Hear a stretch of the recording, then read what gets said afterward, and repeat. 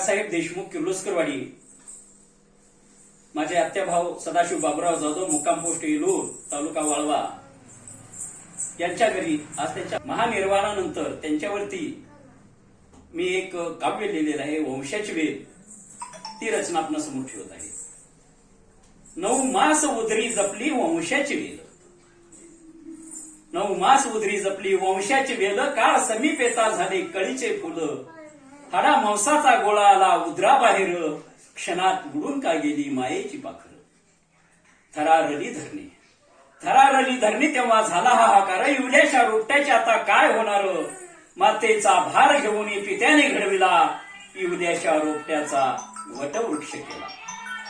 मुळं पाताळात गेली, मुळं पाताळात गेली, फांद्या गेल्या नभाला, फळा फुलांचा बहर तुम्ही आम्ही पाहिला, डेरेदार या वृक्षाची किती शीतल छाया, क्षणभर विसावा घेता नये मोहमाया. या जगी अमरत्व घेऊन सांगा कोण जन्मला, सांगा कधी कोणासाठी कोठे काळ थांबला, वादळ वारा गारांचा मारा श्वास कोंडला, वीज पडता धीरोदात, वड कोसळला, वड कोसळला.